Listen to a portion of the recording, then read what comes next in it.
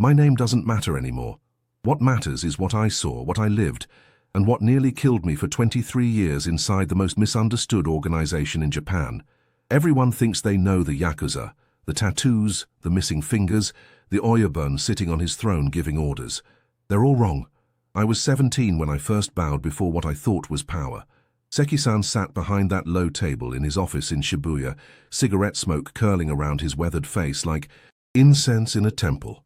The other kobun whispered his name with reverence, Isao Seki, our oyabun, our father. But I learned something that night that would haunt me for decades. Even gods have masters. It was past midnight when I delivered my first envelope to the address Seki-san had written on rice paper. Not typed, handwritten. That should have been my first clue. The building looked abandoned, wedged between a convenience store and a pachinko parlor in Kabukicho. No signs, no lights, just a door with a small wooden nameplate I couldn't read in the darkness. The man who answered wore a simple grey suit that probably cost more than my family's monthly rent. His hands were clean, no missing fingers, no tattoos peeking from his cuffs. He looked at me like I was a delivery boy bringing ramen, took the envelope without a word, and closed the door. I stood there for a moment, confused. Where was the respect, the bowing, the elaborate ritual I'd been taught to expect? Walking back through the neon-lit streets, I couldn't shake the feeling that I'd just witnessed something I wasn't supposed to understand. Seki-san, the man we called father, the man whose word was law in our territory, had sent me to deliver something to someone who treated me like nothing, like I was invisible. Back at the office, Seki-san was waiting. His usually stern expression had changed. There was something in his eyes I'd never seen before. Fear? No, that was too simple. It was the look of a man who knew his place, and that place was not at the top. Did you see the man's face? He asked. Hi, oyabun. Forget it. From this moment you forget his face, the address, everything about tonight. Wakata? I nodded. But 20-year-old curiosity is a dangerous thing. Over the following months I started paying attention to things I shouldn't have noticed. The way Seki-san would sometimes disappear for hours without explanation. The phone calls he took alone, speaking in whispers. The monthly meetings that happened in locations that changed every time. Never the same restaurant, never the same private room. Most telling of all were the decisions that didn't come from him. Territorial disputes that resolved themselves overnight. Business deals that fell through for reasons no one could explain.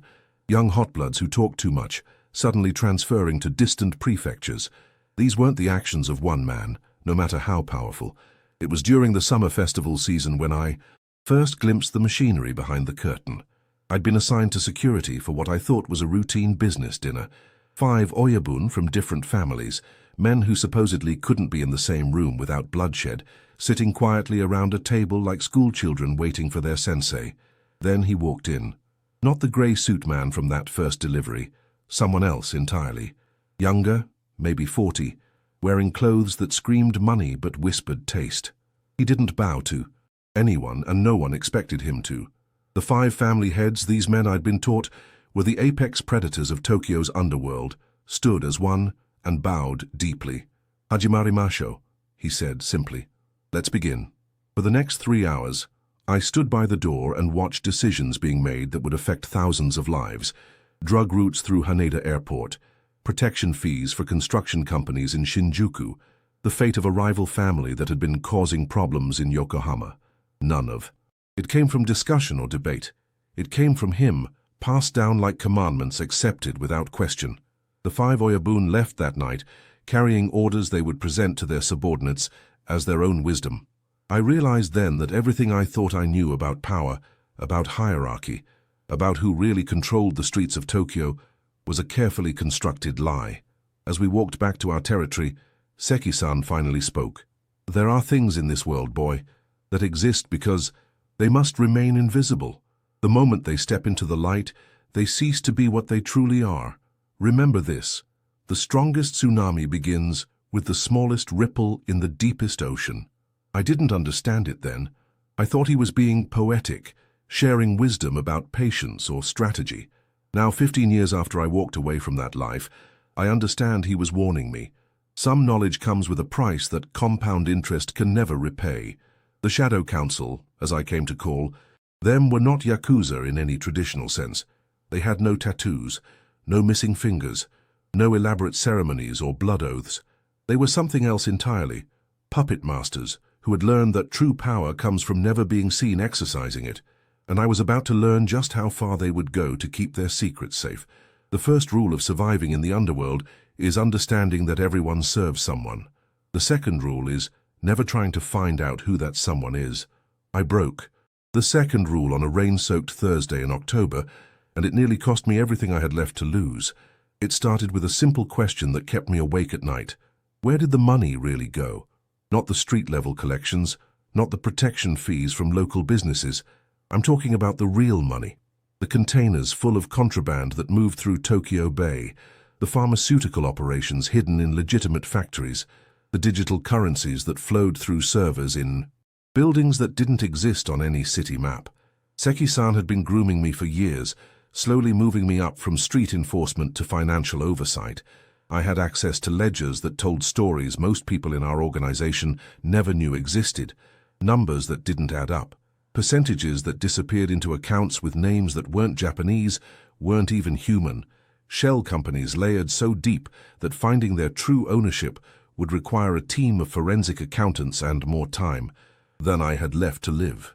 But I was young, and young men make old men's mistakes with new consequences. I started following the money trail during my off hours, using the computer skills I'd picked up in high school before my life took its darker turn. Late nights in internet cafes in Harajuku, using different terminals, different identities, tracing wire transfers and shell company registrations like a detective chasing ghosts. What I found changed everything.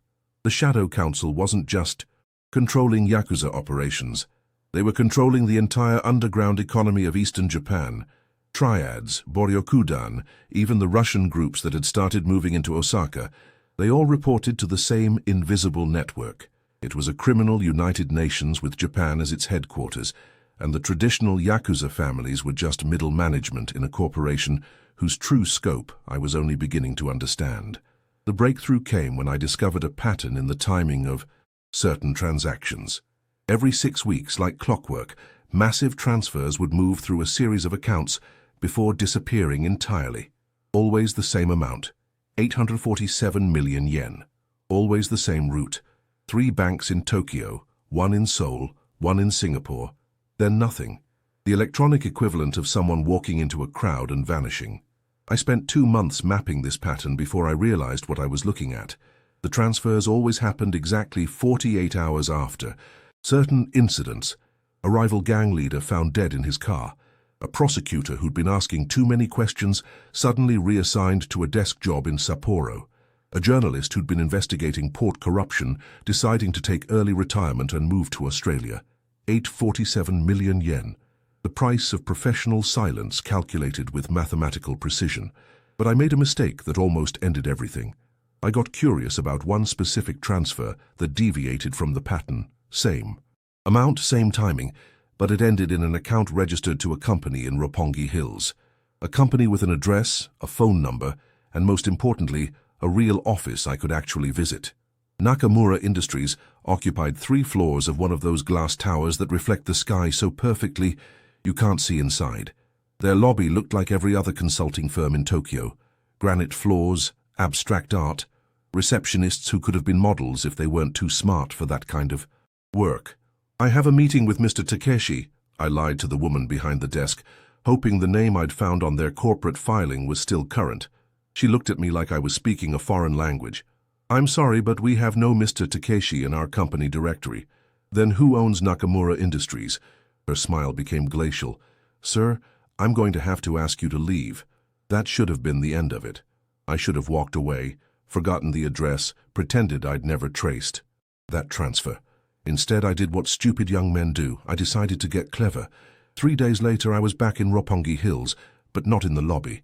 I'd spent those 3 days learning the building's service schedules, the delivery patterns, the exact timing of the security guard rotations. Getting inside wasn't the hard part. I'd been breaking into places since I was 15. The hard part was understanding what I found. Nakamura Industries' office looked legitimate from the hallway, but once I was inside, the illusion cracked.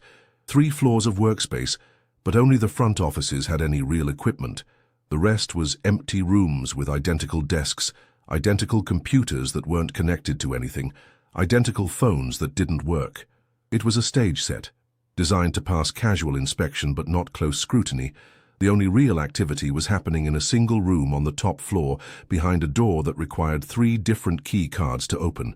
I couldn't get inside, but I could hear voices through the ventilation system, Japanese, English, what sounded like Korean, all mixing together in conversations I couldn't quite make out.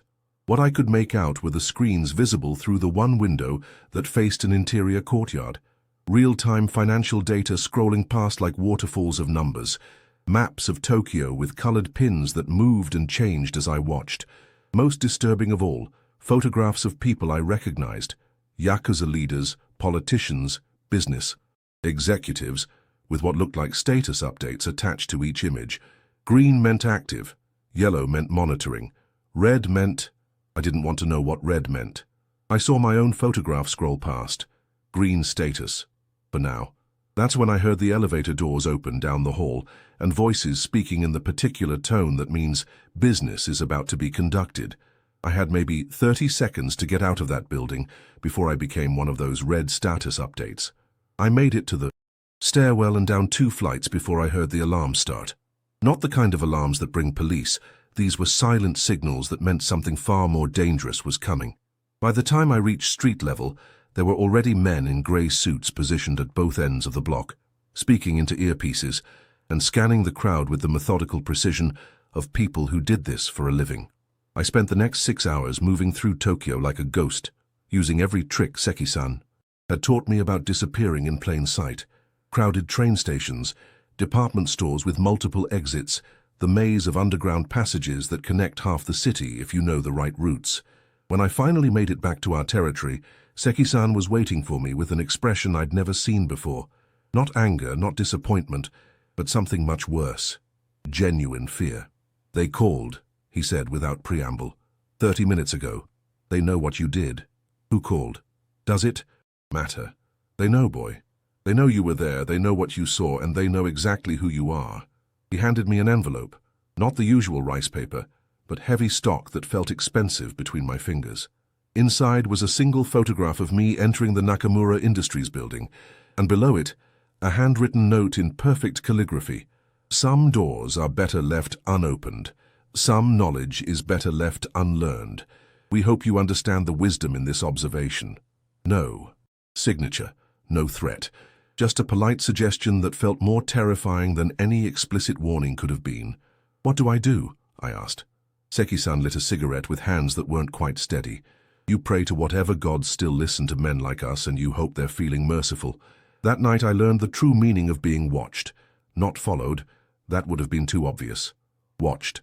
By people who could see you without being seen, who could reach you without being reached, who could end you without ever having existed in your world at all. The Shadow Council had noticed me, and in their world, being noticed was the first step toward being erased. Living with a target on your back changes everything about how you move through the world. Every stranger on the train could be surveillance. Every phone call could be monitored. Every decision could be your last.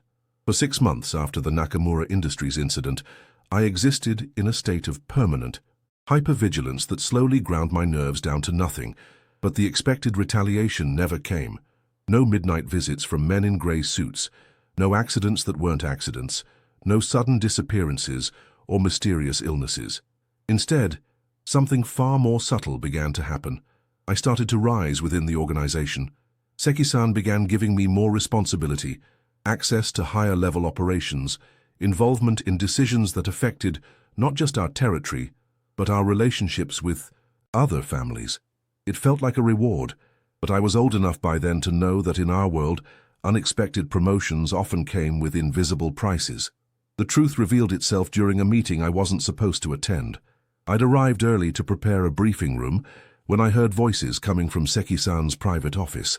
His voice and another I didn't recognize, speaking in the formal Japanese reserved for conversations with superiors. "The boy has potential," the unknown voice was saying. "His curiosity could be redirected, channeled into more productive uses." "He saw too much," Seki-san replied.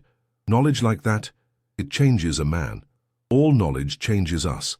The question is, whether that change serves our purposes or works against them. There was a long pause before Seki-san spoke again. You want him recruited. We want him tested. There's a difference. Recruitment implies choice. What we're offering is evolution, from someone who stumbled into secrets to someone who helps create them. I pressed myself against the wall, afraid to breathe too loudly. The conversation continued for another 10 minutes, but the essential message was clear. The Shadow Council hadn't decided to eliminate me. They'd decided to absorb me. 3 weeks later, I received my first direct assignment from them, not through Seki-san, not through any intermediary, a phone call to my personal number from a voice I'd never heard before, giving me instructions that came with the kind of authority that didn't require explanation. There's a prosecutor named Yamada who's been asking questions about shipping manifests at Tokyo Port. You're going to provide him with answers, specifically answers that direct his attention toward the Koreans who've been trying to expand their operations in Shibuya. But the Koreans aren't responsible for what he's investigating, no. But his investigation ends with them nonetheless. Do you understand? I understood. They were turning me into a disinformation agent, feeding carefully crafted lies to law enforcement to protect their real operations while eliminating competitors through legal channels. It was elegant in its simplicity and terrifying in its implications. Over the following months, I became a specialist in misdirection. I fed prosecutors evidence that was technically accurate but contextually misleading. I provided journalists with stories that were true in every detail except the most important ones. Helped construct an entire alternate reality where the Shadow Council's crimes were attributed to people who had never committed them, creating a feedback loop of false intelligence that kept everyone chasing ghosts while the real criminals remained invisible. The work was sophisticated enough to require genuine skill. I had to learn about forensic accounting, digital security, international banking regulations. The Shadow Council was investing in my education, turning me into a more valuable asset by making me more dangerous to everyone else. But the real test came 8 months into my new role, when they gave me an assignment that would force me to cross a line I'd never imagined approaching. There's a problem in Osaka, the voice explained during one of our weekly phone calls. One of Seki-san's contemporaries has been asking questions about discrepancies in the monthly transfers, suspicious questions from someone in a position to cause significant difficulties. What kind of difficulties? The kind that require permanent solutions. The target was Hiroshi Tanaka, oyabun of a mid-sized family with operations throughout the Kansai region. Seki-san had known him for 20 years. They'd come up through the ranks together, had served time in the same prison, had stood as witnesses at each other's ceremonies. In the traditional Yakuza hierarchy, they were brothers in everything but blood. Tanaka-san has been examining financial records that should remain unexamined, the voice continued. More concerning, he's been sharing his observations with individuals outside our influence. This cannot continue. You want me to convince him to stop? We want you to ensure he stops. Permanently. The word hung in the air like smoke from a funeral pyre. They weren't asking me to threaten or intimidate or negotiate. They were asking me to kill a man whose only crime was noticing the same inconsistencies that had first caught my attention years earlier. I'm not an assassin. You are whatever we need you to be. This isn't a request. It's an evolution of your responsibilities. Tanaka-san's curiosity threatens operations worth hundreds of millions of yen and the security of thousands of people. His life, weighed against that scale, is a small price for stability. They gave me 2 weeks to plan and execute, along with resources I'd never had access to before, untraceable weapons, false identities, transportation networks that could move me across Japan, without leaving digital footprints. The Shadow Council's infrastructure was more sophisticated than most government agencies, built over decades by people who understood that true power came from controlling information, movement, and consequences. But they'd miscalculated something fundamental about my character. I might have been willing to bend the truth, to manipulate prosecutors and misdirect investigators, but murder was a different universe of moral compromise. Killing Tanaka-san wouldn't just be crossing a line. It would be erasing the line entirely, transforming me into something I couldn't come back from. Instead of planning his assassination, I spent those 2 weeks planning my escape. Getting out of Japan required help from people who specialized in making inconvenient individuals disappear, not permanently, just relocationally. The same networks that helped executives flee embezzlement charges and politicians avoid corruption scandals could be convinced, for the right price, to help a reformed Yakuza member find a new life in a distant country. But first I had to do something that would either save my life or guarantee my death. I had to meet with Tanaka-san in person and warn him about what was coming. The meeting took place in a small restaurant in Nara, neutral territory where neither of our organizations had significant presence. Tanaka-san listened to my story with the kind of patient attention that comes from decades of hearing impossible truths in a world where impossible was just another word for Tuesday. "You're telling me there's a group above the families," he said when I finished, "above all the families, and they've ordered you to kill me because I noticed money doesn't add up. Hi. And instead of killing me, you're here warning me and planning to disappear. Hi." He studied my face for a long moment, looking for tells that might indicate deception or manipulation. Finally, he nodded. "I believe you. Not because your story sounds true, it sounds completely insane, but because you're here instead of doing what they told you to do. Sane men don't throw their lives away to save strangers. You're not a stranger. You're what I could have been if I'd made better choices. And what am I now? A dead man, unless you disappear faster than I do." Tanaka-san smiled grimly. "I've been preparing for something like this for months. Different reasons, same outcome. There are safe houses, new identities, extraction routes. The question is whether either of us lives long enough to use them." That night, two prominent figures in the Japanese underworld vanished without a trace, leaving behind carefully crafted evidence that we died in a territorial dispute that had escalated beyond control. Tanaka-san headed west, toward contacts in Europe who specialized in relocating people with complicated pasts. I went east, to a different kind of sanctuary, in a country where asking too many questions about someone's background was considered impolite. But running away didn't end the story. It just moved it to a different stage where the consequences of my choices would play out over years instead of days, and where I would learn that some secrets follow you no matter how far you travel from the place where you learned them. The Shadow Council's reach was longer than I'd imagined, and their memory was perfect. 5 years. That's how long I managed to stay invisible in a small coastal town in the Philippines, working as an English teacher and trying to convince myself that my previous life had been someone else's nightmare. I'd grown a beard, lost weight, developed a slight limp from a motorcycle accident that had actually been a convenient excuse for altering my gait.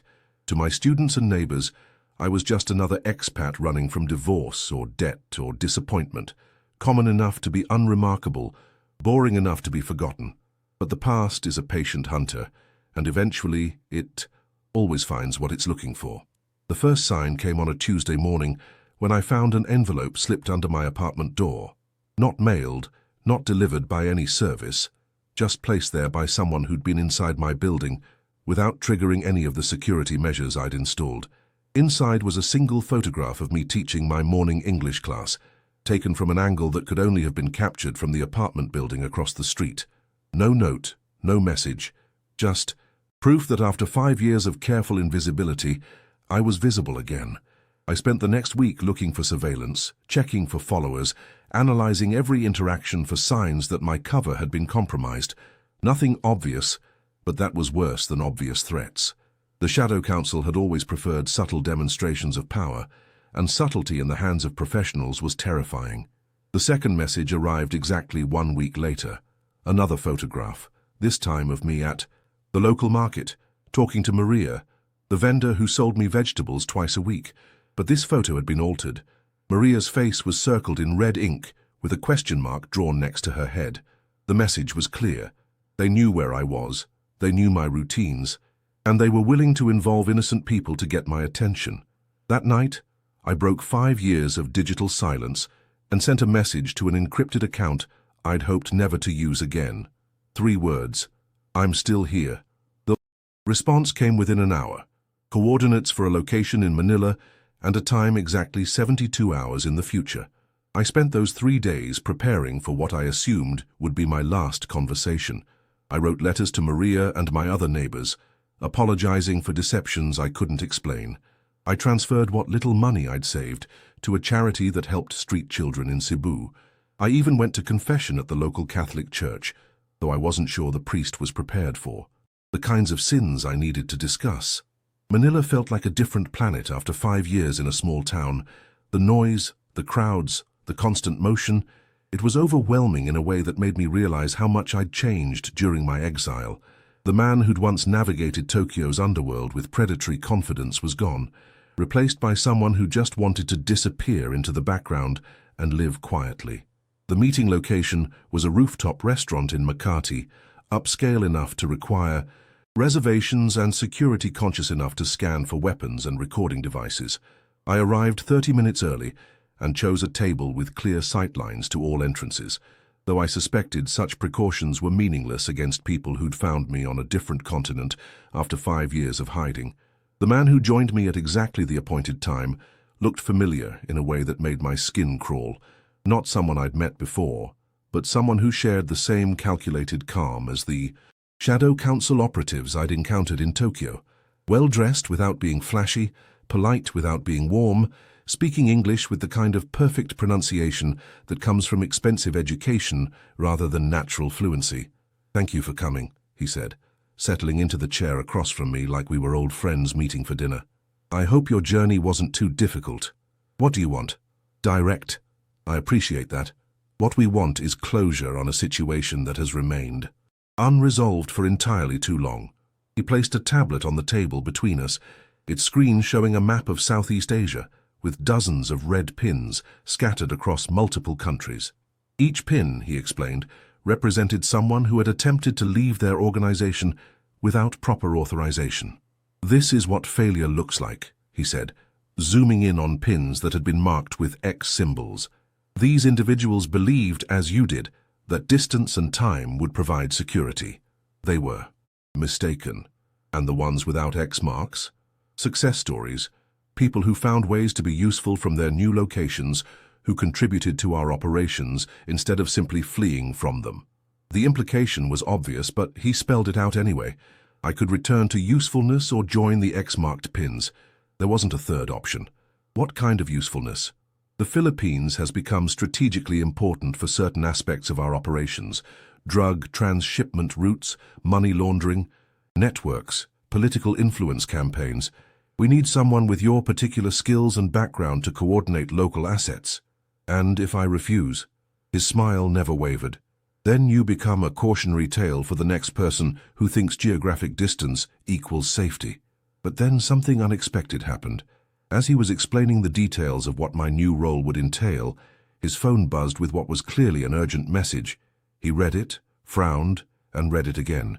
"Interesting," he murmured, more to himself than to me. "Problems? Changes.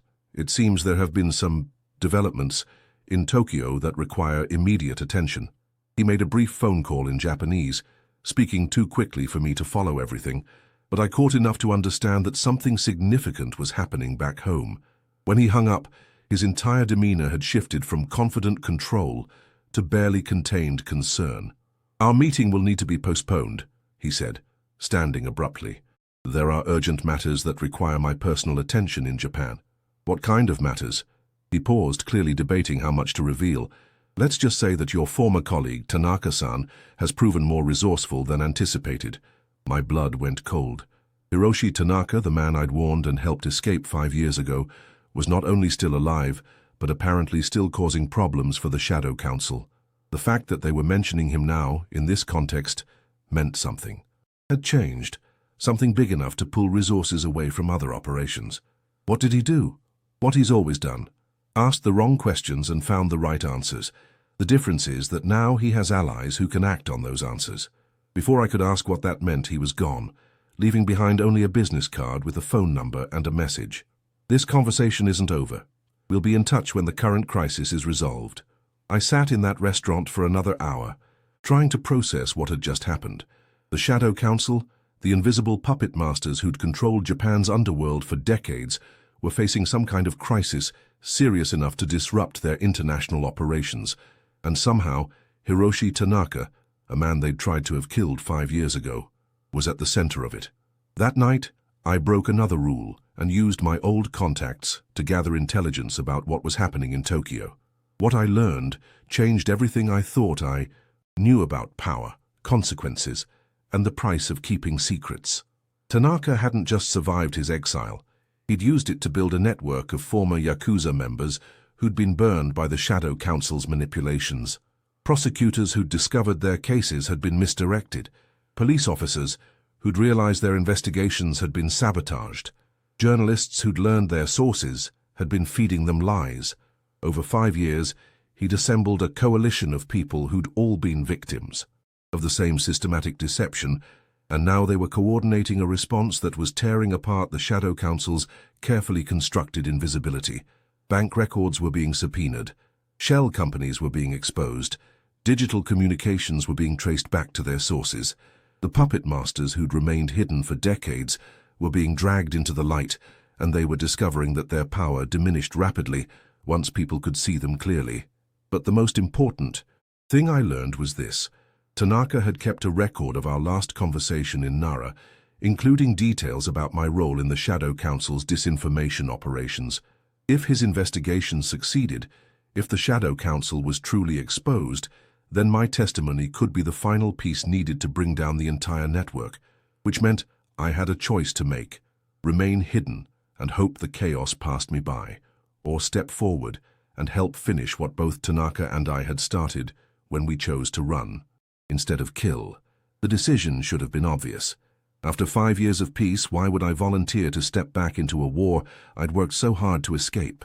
But as I walked through Manila's streets that night, I kept thinking about Maria at the market, about my students who trusted me to teach them English, about all the innocent people who had no idea their lives could be destroyed by forces they couldn't see or understand.